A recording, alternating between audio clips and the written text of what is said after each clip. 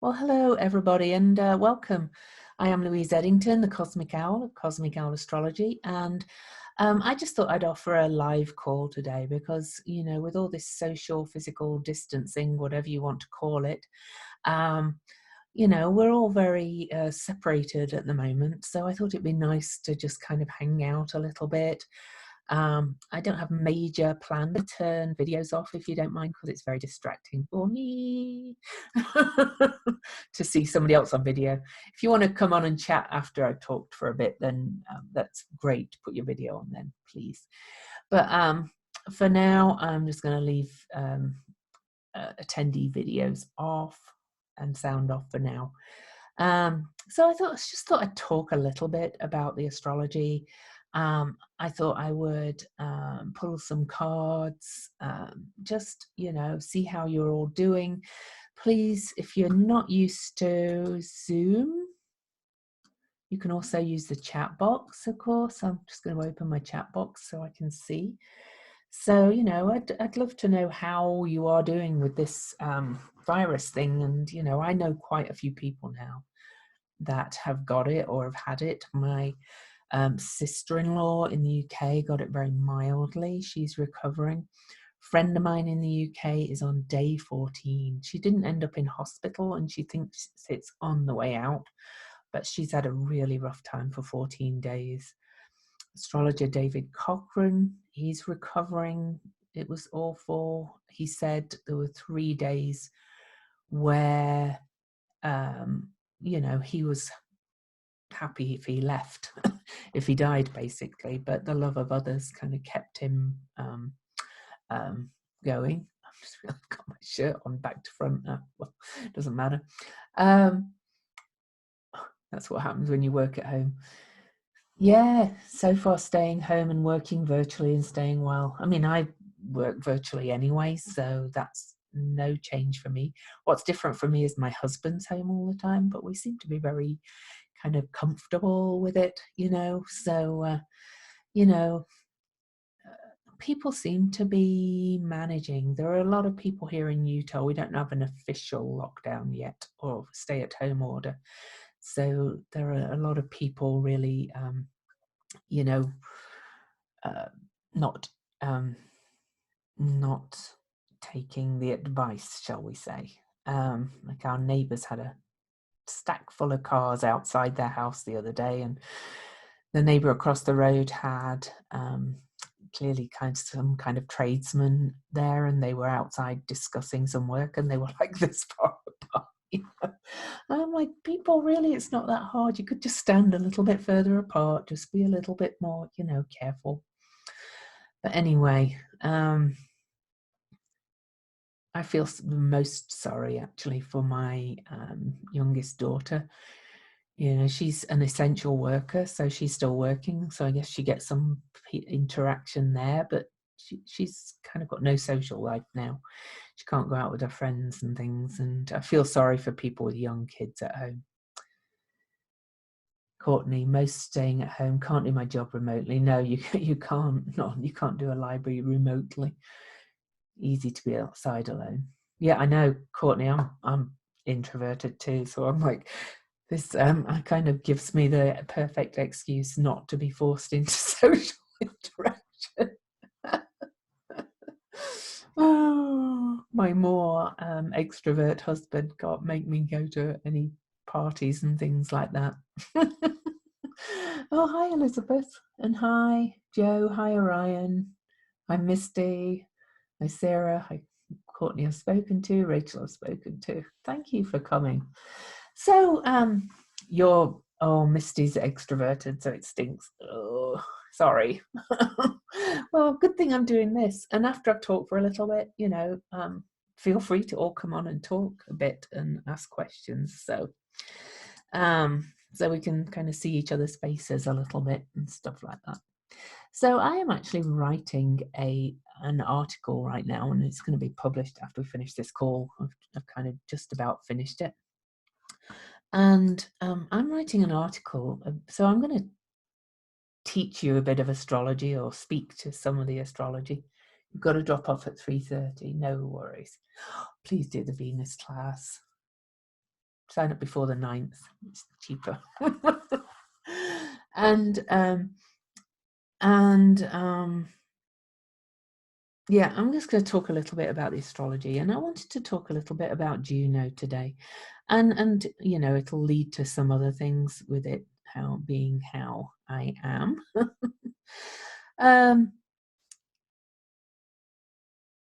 Okay, no, that's still not working. Sorry, I was looking for one of my favorite astrology apps is not working, so I'm having to find other ways to do it. But right now, today, if you've seen my early morning post, we have the sun almost exactly opposite Juno. The sun's moving faster, or they're moving towards each other. Juno's currently retrograde, and the sun is going forward. So they're moving towards each other, and they're almost exact on this call. Now, Juno, if we ignore the in fact, I'm going to take the moon out of this chart so you can't see it. So if we look at this chart, we have the lunar nodes, that's our karmic past and our dharma, our karmic potential. All the other planets are over here, okay, and the asteroids and things. Of course, there are loads more asteroids, but the main ones we're talking about. And then there's Juno, all on her own over here on this in this side of the chart. And that's, I think this is very significant. So, you know, I've written this article, I'm going to publish that later, and I just thought, let me just talk a little bit about this on this call. We've got this concentration in the last 3 and the first 3 signs, with Aries being the first sign. So this is about our identity. I always think of the chart as a cycle of evolutionary growth or personal growth throughout, starting at Aries, which is birth, and going through the toddler phase where we become to realize we're in relationship to others, which is Taurus. Then in Gemini, where we begin to communicate and talk. Okay. And then the node is at 2 Cancer, right at the beginning of Cancer, because the nodes move backwards. So they're going to move backwards into Gemini. But right now it's at 2, nearly at the end of its time in Cancer. This is Dharma, the North Node, and that's we're all in it together. And then all the other planets are at the last 3 signs, which are our public selves, our institutions in Capricorn. Then it's groups, organizations in Aquarius, and then the collective unconscious and all our, and it's also the cosmic soup and the time before and after, before death, sorry, time before birth and after death is Pisces. So we've kind of got all that stuff here. And then we've got Venus, Juno over here in Libra, which is the sign of relationships and the sign of equality and justice. And Juno is very much related to those subjects. She was the wife of Jupiter, and in the original pantheon of the Roman gods, she was, you know, one of the first 3 gods. She was as powerful as Jupiter. Of course, our patriarchy has completely kind of ignored all these female archetypes over the last, right through the age of Pisces and before, but particularly from that time, they've been very much sidelined gradually, as has Venus and Lilith and Eris. They've all been sidelined, and the male archetypes have been made preeminent. And, you know, here she is, Juno. She looks like Venus, only a flower. She was the mother of Mars, who is over here with Saturn right now. And interestingly, on September the 2nd, I'm going to show you what happens on September the 2nd this year. And then I'm going to tell you what I think it means. Because we've got all this crazy stuff going on. In September the 2nd this year, Juno and Eris will oppose each other. Eris has been ripping down the facade of the elites in this country, of the oligarchy, if you like, and worldwide, basically. But the USA is getting particularly hit by all this, and what happens in the USA ripples out to the rest of the world, because the USA is approaching its Pluto return. But when Juno opposes Eris, it forms this grand cross. Can you see it? This red square and this red cross. And Mars is right there as well with Eris, and Mars is the son of Juno. Black Moon Lilith is there. She was the first wife of Adam, who was thrown out of Eden or left in a rage, whichever you want to do, because she would not submit to Adam. At this end, we've got Venus, who rules Libra, and definitely represents one of the primary female archetype that's really, apart from the moon, has been the only female archetype really used in traditional astrology. And Hygeia is here. She's health and hygiene. What are we focused on right now? And it's all opposing Saturn, Pluto, and Jupiter over here in Capricorn. And this is, this year is going to be really interesting. I do think by the end of April, we'll be starting to get a handle on this virus, and things will start, or the panic will start to calm down, and the numbers will start to flatten. I don't think we'll be out of the woods completely. I do think it's going to come in waves, because we've got this Pluto-Eris square over the next 18 months. That's very, very rare, because they move so slowly. But I think September the 2nd, or the beginning of September, is going to be a real kind of turning point. A cardinal grand cross, cardinal signs, Aries, Cancer, Libra and Capricorn are initiating signs. They like to begin new things, new projects. It's kind of this perfect storm coming together. Both Pallas Athena and Eris, in my view, represent the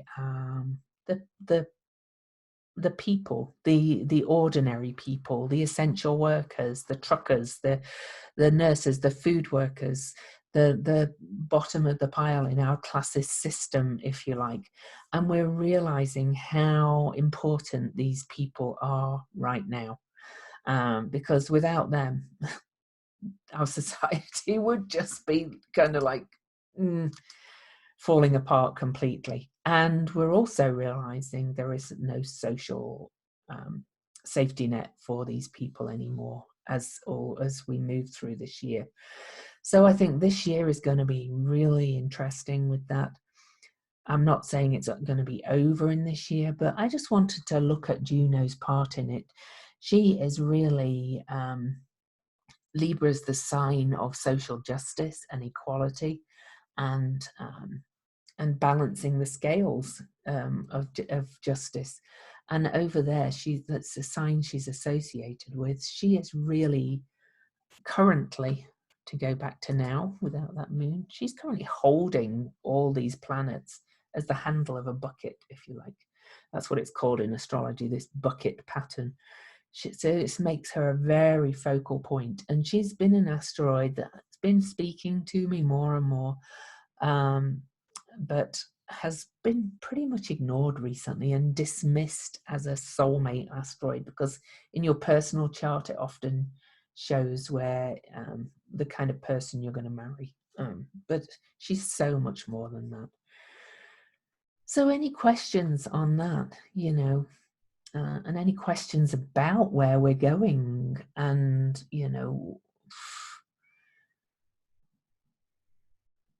what's going on in the stars, really, and the astrology? I'll just keep going unless there's any questions. I thought at the end as well, I don't know how long we'll be on for, depends if you ask questions and things, but I do want to talk about stuff a little bit. I'll talk a little bit more in a minute. Oh, I think you'll have to listen to the recording, Anna. Sorry, I can't go through it all again.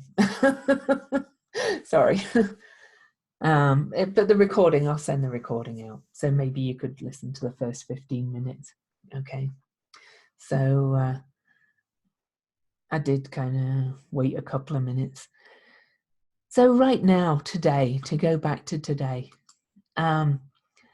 we have Jupiter coming up to Pluto. Now, that's exact. So I am going to talk a little bit about what's going on now. I talked about Juno's role, but right now we have, in 2 days' time, we have Jupiter coming up to conjunct Pluto. We'll be feeling this. I have to say that as a big scale kind of aspect, this Jupiter-Pluto conjunction will, I think the numbers are going to like be frightening. Oh, I can try. I'm not a financial astrologer, but I can try and give my opinion. Yeah. Cool. Yeah, no worries. I can do that. But this Jupiter-Pluto conjunction in 2 days' time, we're feeling it now. I think the numbers are going to grow frighteningly over the next couple of days. That doesn't mean it will keep going that way. Okay. There's an astrologer I watch sometimes he's in the UK, Steve Judd, and he kind of thinks it's going to level off too over April. It doesn't mean it'll all be over, but it's we're kind of at this peak of this scary picture right now. It's kind of massive at the moment, and then we're going to start to get a handle on it. The good side of this Jupiter-Pluto, and incidentally, to speak to what you asked, Joe, about the financial picture on an overall level, I think could mean a big fall. The markets seem to be defying that expectation right now. We thought they would all go down this morning, or, those of us that watch it a bit thought the markets would shoot down this morning. Yeah, but the numbers might stop going up at the frightening level they are. That doesn't mean they won't keep going up to their peak. Does that make sense? The rate of increase might or should slow down a little bit. I don't think that means we're going down the curve. It's just the next couple of days are potentially kind of a bit frightening with the numbers. Galactic portals on 4/4/2020. Oh, that's just because it's 3 4s. Well, I mean, Jupiter conjunct Pluto is huge. It's kind of, Jupiter amplifies everything. Pluto has been undermining our institutions and our systems since he entered, and now it's reached this peak with all these planets conjoining around Pluto, and they are going to go past and back again. Jupiter's going to go back over Pluto again later in the year, and then back over again. Pallas Athena has just gone over Pluto, and she's going to go back and over again. Saturn's going to retrograde to almost to conjunct Pluto again. So, we're definitely not out of the woods. And then Pluto and Eris are going to have this, I'll talk about it in a minute, yeah. Pluto and Eris are going to have this 5 times exact square, which I've talked about on loads of my videos. And, that is really shaking us up because Eris is the goddess of chaos, okay.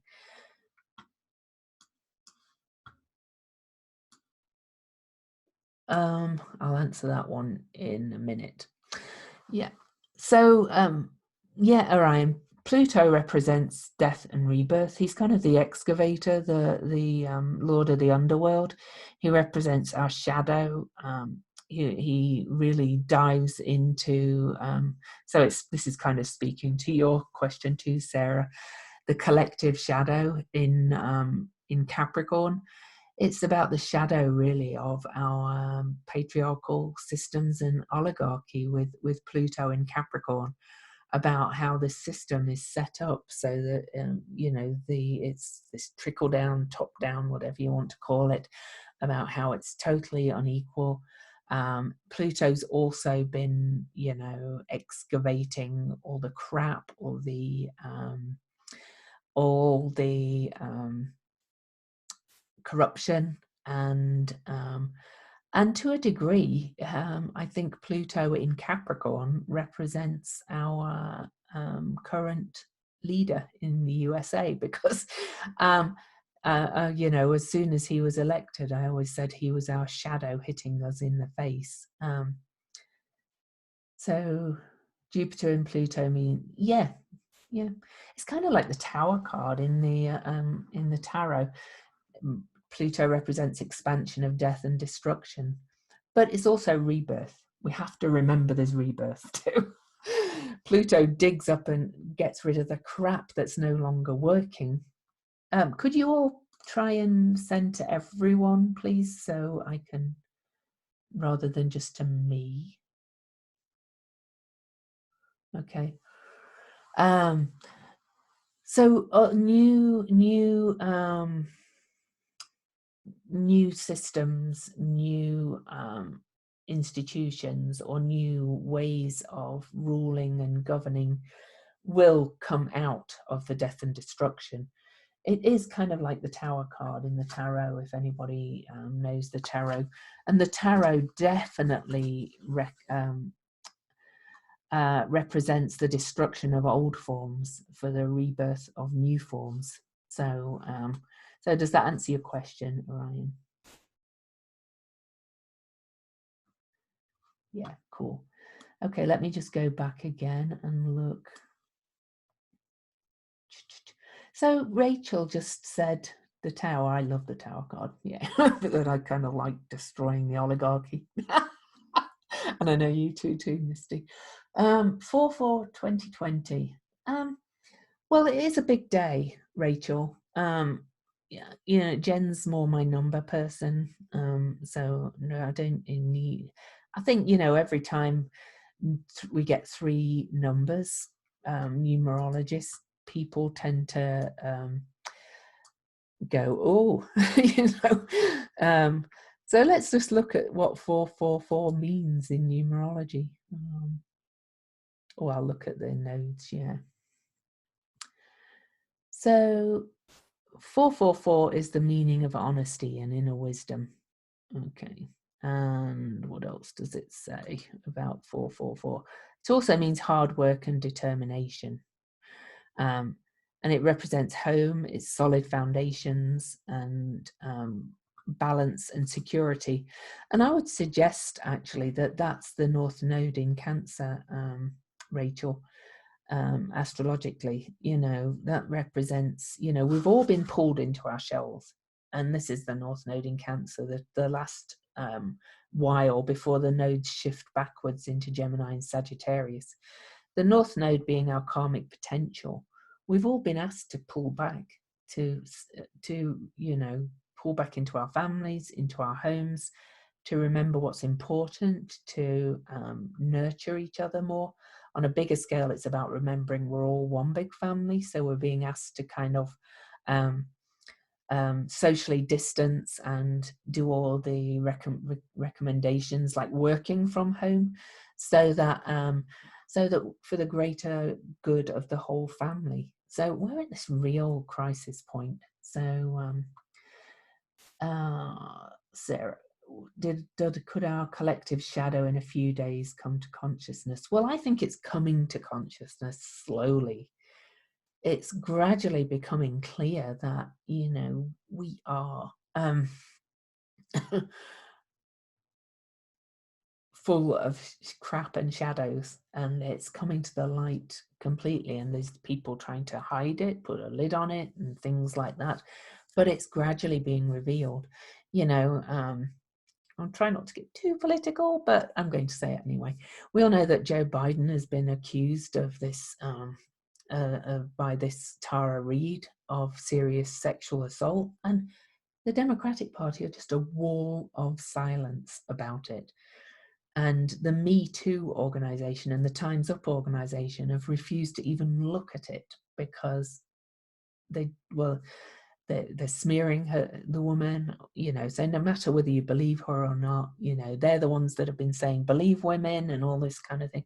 So even the supposedly good organizations, the collective shadow of not wanting to look when it's one of your own, they don't even want to look at it. They don't even want to acknowledge it.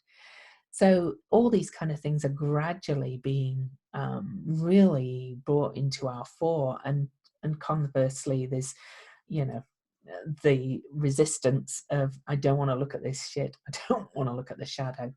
So does that answer your question, Sarah? Okay, so Anna, do you see Trump continuing ill power or shutting down elections? I actually don't think he's gonna. He's either not going to finish his term, or I don't think he's going to be elected again, because I think this crisis is going to go so deep that he'll elect. I don't know if Biden will be the president, though, but I don't think Bernie will be either. I mean, you all know I'm a Bernie supporter.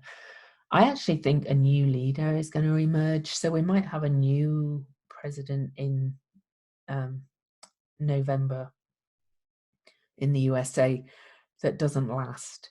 Incidentally, we have Jupiter and Saturn meeting at 0 Aquarius. Yeah, Trump's health seems to be suffering, and Biden. Yeah, we have Jupiter and Saturn meeting at 0 Aquarius on December the 21st. And the history of that great conjunction, it's called, and elections when there's a great conjunction, which happens every 20 years, many of the presidents that were elected and installed after the Great Conjunction have died in office. After some assassinated, Reagan survived, but there was an attempted assassination. Yeah, it is interesting. Yeah, I could find the list, or you could probably search it actually. Great Conjunction presidents dying in office, and you'll see the list. It's quite astounding. So maybe Biden will get elected and then won't last 5 minutes. But either way, a lot of astrologers are predicting kind of this new leader emerging, and I actually do agree with them, and I think it's going to be somebody who really changes the system, and I don't think it's Bernie Sanders, much as I love him. I don't see Trump shutting down elections either. I just don't see him being allowed to, and I do think he's suffering health-wise. So let's look at these nodes. What will the transition of the nodes into Gemini and Sagittarius do? Okay, well, what I think will happen. So let's go to, let's look ahead to the nodes shifting. As I said, they go backwards. So I think it's May the 3rd is the exact date. They move back into, North Node goes into Gemini, South Node into Sagittarius. Now, South Node is, Sagittarius is very much about freedom and freedom of movement and travel. I think we're going to have to give up a lot of our ways of freedom of movement for quite a while. I'm talking about, flying off here, there, and the other, and, the way we do. And, I think it's going to change. This is going to change our way of being for a long time, if not permanently. Nodes,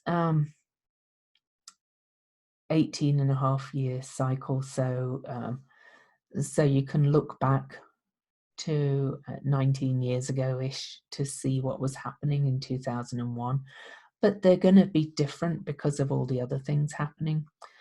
The North Node in Gemini, we remember this is a mutable sign, Sagittarius and Gemini. We're moving into a time of mutation and change.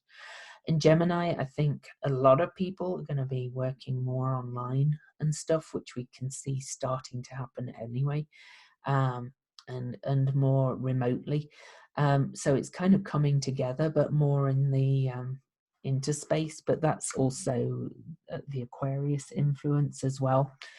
We're going to definitely have a big period of major change with the nodes in mutable signs. And everything else combined, otherwise I haven't really got a feel for what the nodes are exactly going to do right now.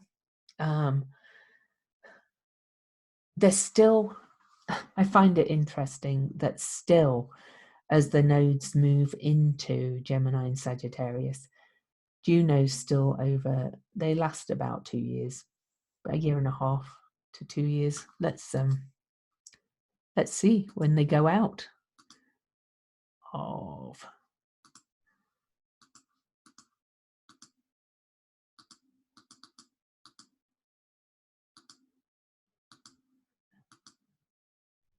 there you go. So yeah, early 2022 they'll move out, and that's when we've got the USA Pluto return, and they'll go into Scorpio and Taurus. So that's going to be interesting. That's going to be huge changes in finance. Yeah. So, but the thing about when the nodes are in mutable signs are constantly mutating and changing. One thing it could mean is that this virus mutates, and I don't think we're done with the virus. I do think it's going to come in waves over the next 18 months or so. I think there's going to be not cures, but preventatives found. We're going to learn how to manage it, but then it's going to keep changing a little bit, and it'll keep popping up here and there. I don't think it's going to be. I don't think it's going to continue at this intensity. I hope I'm right. I hope I'm not just being too positive, but So has that answered everybody's questions enough for right now?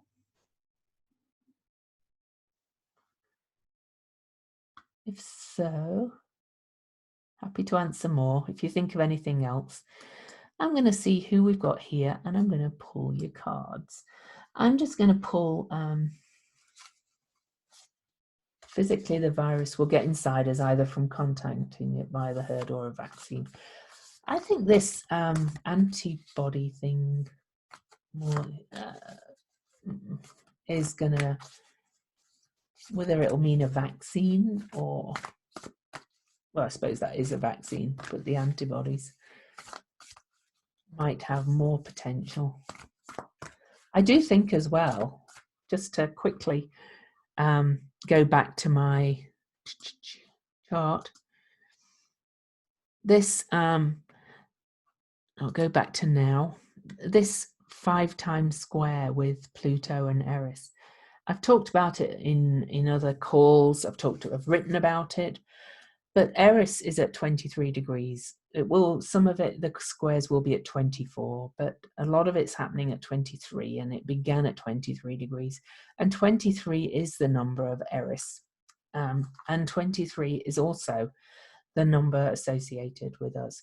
Our cycle, blood takes 23 seconds to go around our body. We've got 23 digits, 10 fingers, 10 toes, 2 ears and a nose. We've got 23 sets of chromosomes. I actually think we're being genetically altered in some way as we move into the new paradigm and move out through this crisis. So that would probably speak to what Sarah said about the virus will get inside us. We're all kind of living things, so we'll kind of learn to live together, hopefully. So I think the 23. What about the lunar? What do you mean? What's the lunar?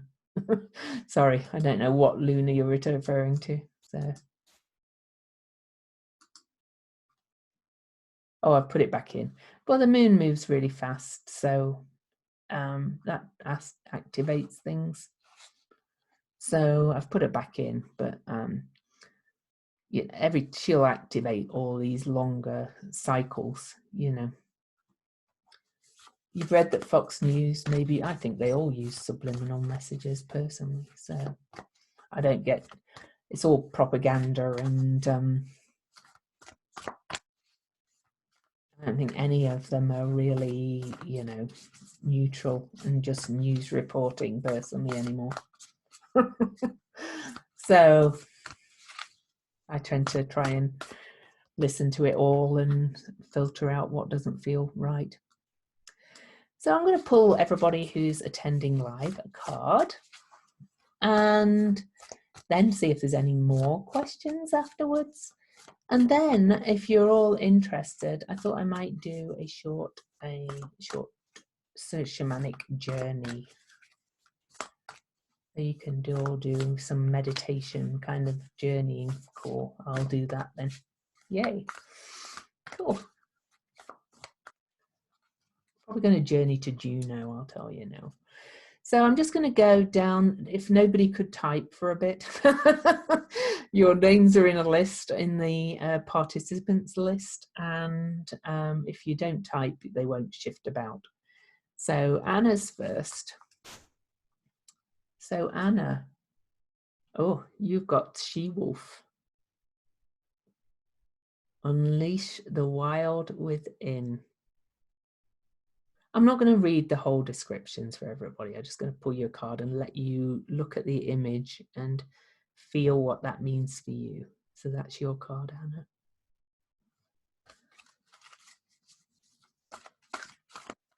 Courtney.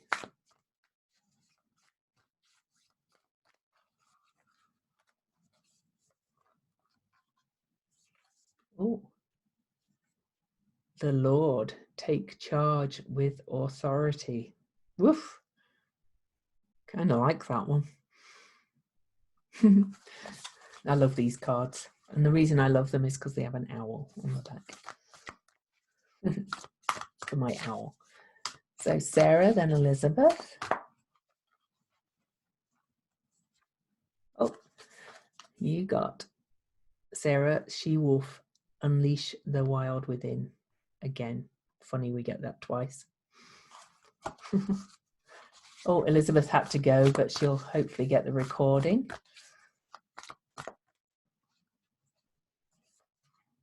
Elizabeth, yours is the Fire Guardian. Ignite your passions. Joe, thanks for being here.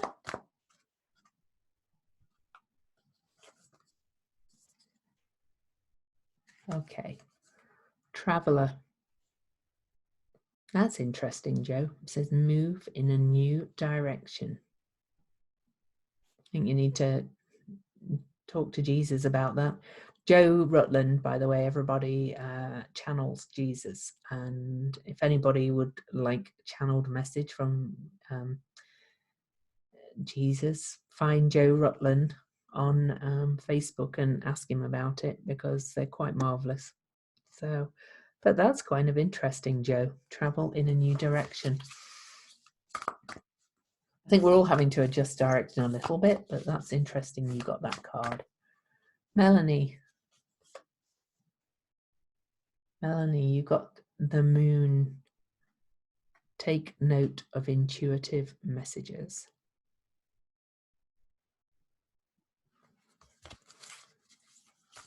Misty.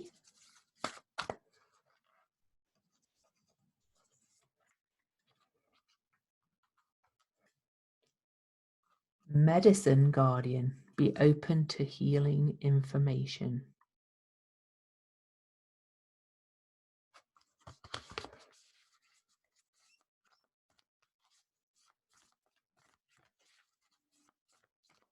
Orion.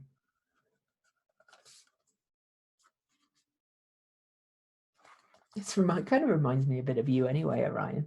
Shaolin Master, be graceful in movement and action.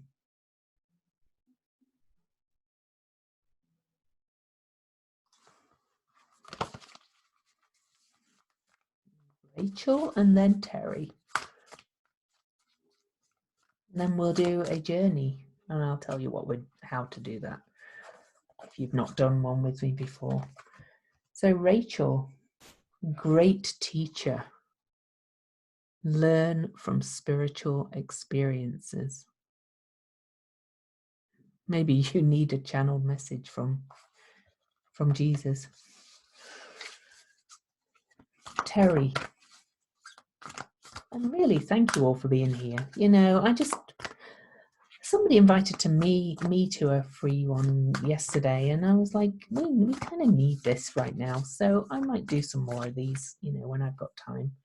I'm writing a lot more as well and things, but I just thought this was a nice idea. Okay, Terry, you've got the oracle. Wait for important information. Ask the oracle. Okay, so everybody who hasn't worked with me before and who has not done shamanic journeying before, I like to do this. This is my kind of very, well, there may be other people that do it too, but I like to have my clients and people like that. Oh, I can show you what deck it is. It's the Angels and Ancestors Oracle Card deck by Kyle Gray. There you go. So I like to get people to feel the energies of the planets and the planetary movements and what's working, because it's my belief that all the planets are operating within us. And you know, there are other, like Caroline Casey, astrologer, she wrote a book called The Gods Within You or something like that. And a lot of kind of soul astrologers like me believe that it's all connected in the big interwebs. I talk about it in my latest book, The Complete Guide to Astrology, about how it's this kind of wave theory, and you know what happens with Juno up there is happening within us, and we can see that the moon works within us. You know, women's cycles go with the moon cycles, and you know, and our bodies move with the lunar cycles. So, you know, it's my belief that if we use shamanic journeying to connect with the planets and the asteroids and the bodies and the earth and everything like that, then we are more in alignment and more in tune with what's happening within us and without there, or out there, and how it's affecting us in here. So how do you shamanic journey? I'm not going to drum today because I've got other people in the house and it just really reverberates through the house and disturbs the dogs and all that kind of thing. So I am going to play a YouTube journey, but I want you to, when we start, I want you to close your eyes. I want you to get both feet on the ground and get very comfortable, or you can lie down too. And I want you just to imagine yourself in a starting place. And I want you to look for a way to the upper world. There's 3 worlds in shamanic journeying. There's upper world, which is where the ascended masters and the like live. Then there's the middle world, which is where our dead relatives and people like that often show up, and it's kind of a magical place. And there's the lower world, where we find power animals and where we're going deep into our soul. There's more to it than that, but you get the idea. But this time I want you to go up. So I want you to look for a way up. You might fly up. You might fly up on the back of a bird or a dragon, or you might climb upstairs or up a beanstalk or a ladder. You're going to go up somehow. And I want you to look around you from your starting place and see what spirit animal or guide you've got around with you, and ask them to accompany you. It could be anything. Please always just trust what you get when you do this, because this is active imagination, really. You're moving into the imaginal realms. So I want you to say, I want to go visit Juno. So you want you to go up and I want you to go up to Juno. I'm not going to tell you what Juno looks like. She is an asteroid, but doesn't mean anything. She could look like anything to you. It could be a person floating in the ethers. And I want you to have a conversation with Juno and ask what you need to know, and you know, ask for her support, ask for her help, ask whatever, you know, have a conversation. When she answers, ask more questions. And then towards the end of the journey, the drum sound will change a little bit. That's called the callback. I want you to thank Juno and come back to your starting place, and then I'll be here for after that. Okay. Please just enjoy it. Don't have any expectations of what you should get. Some people have the most fantastical journeys. Some people it's very basic. You'll get what you need. And it's a way of finding answers from within, basically. And Juno seems to be such a pivotal point right at this moment that I think you should go to her. So if you're all ready, I am going to, bear with me. I didn't mean to mute. I'm going to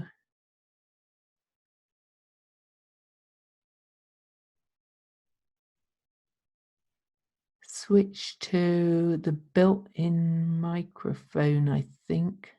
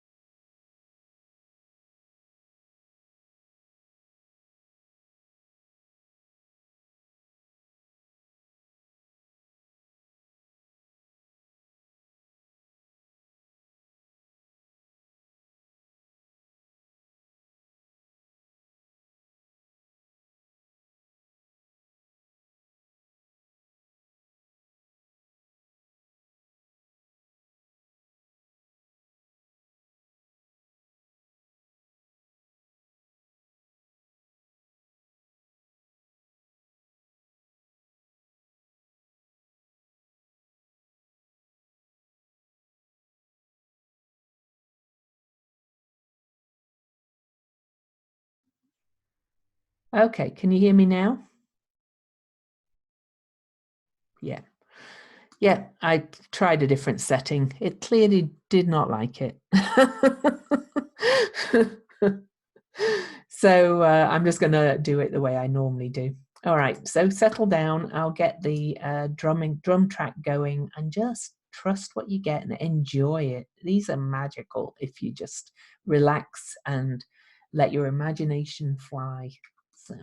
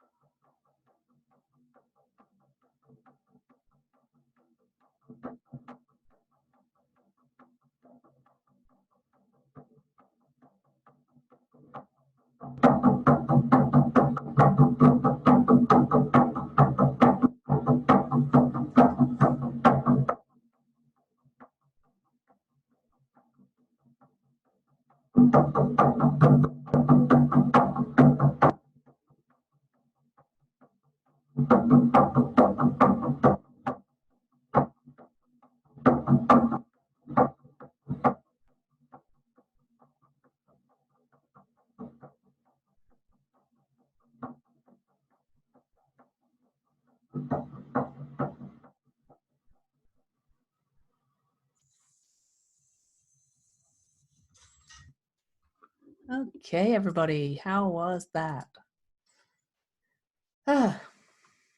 So these things can be really powerful, as those of you that have done it with me before know.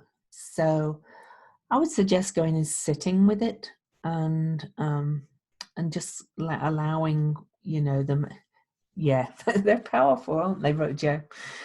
And kind of letting the messages go through. Maybe go and write about it. I would also suggest drinking plenty of water. They're quite intense, these shamanic journeys. You fell asleep, perfect. Yeah, you were still getting the messages even if you're asleep, Orion. So yeah, we all get what we need, but they're very healing too. And I'm probably going to do some more of these while we're in this crisis, because I'm not going anywhere.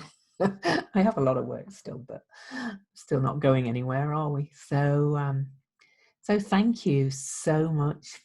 You feel very relaxed. Good. Well, that was my hope.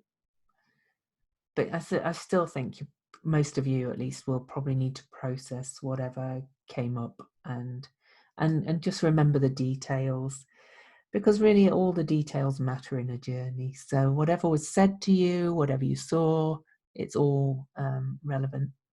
Yeah, love to have you, Terry. You drew a drawing. Cool.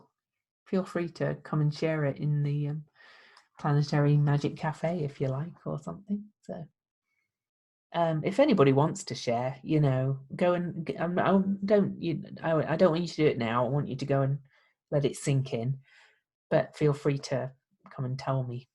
Cool. Be a painting in the future. Awesome. Love it. All right then, loves. I'm going to go and publish my article about Juno and get on with my day. You're welcome, everybody. See you. Have a wonderful day.